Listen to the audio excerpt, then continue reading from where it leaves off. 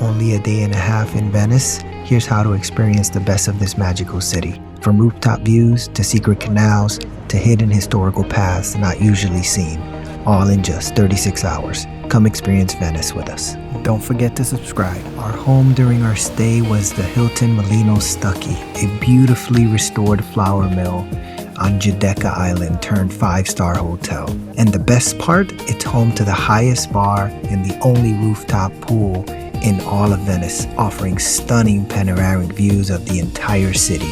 These amenities are exclusively available to hotel guests. So if you want to experience a fantastic bar and a pool with unbelievable panoramic views of Venice, this is the place for you.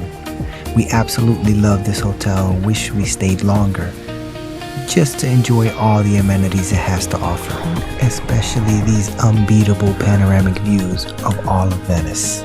It's a perfect spot to unwind after a day of exploring. Executive room at the Stucky Hilton in Venice. Here, everything is beautiful marble finishes, rain shower, and then this lovely closet for our luggage. And we have a king bedroom. Look at that chandelier and the wood finishes. And there used to be, and then the best part, we get this view of Venice. Next up, one of the most iconic and unforgettable experiences in Venice, a gondola ride. I waited a lifetime for this experience. We began ours directly in front of the Hard Rock Café, just steps away from St. Mark's Square. This basin is one of the busiest and most historic gondola stations in the entire city.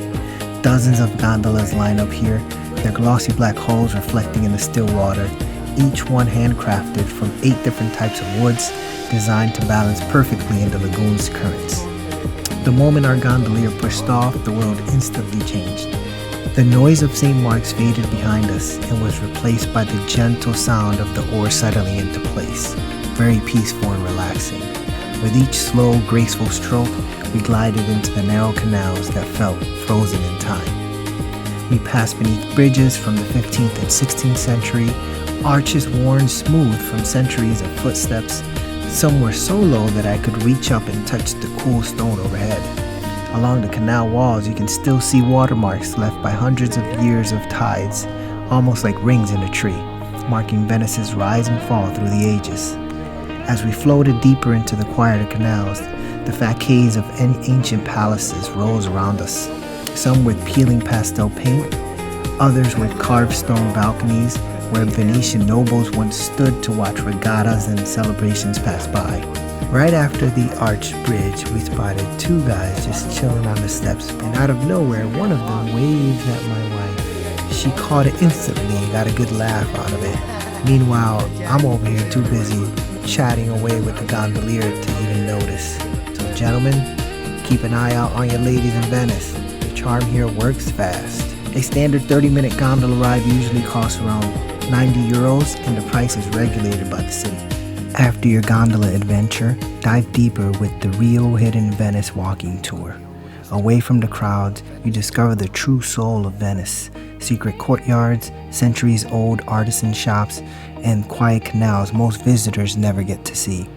Your guide shares fascinating stories, how Venice was built on wooden piles driven deep into the mud, why streets are called Cali, and how locals once used hidden passageways to escape floods and invasions. As the tours continue, the stories grow quieter and heavier. We arrive at the Jewish ghetto, the oldest in the world, established here in 1516. This is where the word ghetto was born. Jewish families were confined within these walls, yet they built a resilient community rich in culture, faith, and learning. You'll learn about the old ghetto and new ghetto, and how limited space forced buildings to grow upwards instead of outwards. At night, the entry and exit gates were locked, isolating the community until morning. The gates still stand today as silent reminders. During World War II, many residents were deported to concentration camps. Memorial plaques now line the walls, each name telling a story that must never be forgotten. This part of Venice doesn't demand attention. It asks you to pause, reflect, and remember. And that's where Venice's true soul lives, in its quiet places. The tour ends at the iconic Rialto Bridge, Venice's oldest bridge across the Grand Canal. For centuries, this was the city's commercial heart, where merchants traded spices, silk, and gold, and where Venice's global power once flowed through the water below. Private taxi! Let's go, she's happy. From the Rialto Bridge, we stepped onto a private boat just as the sun began its slow descent over Venice. The Grand Canal glowed in golden light, palaces shimmering, church domes catching the last rays of the day, and the soft reflections dancing across the water beneath us. It felt like a front row seat to Venice's farewell performance.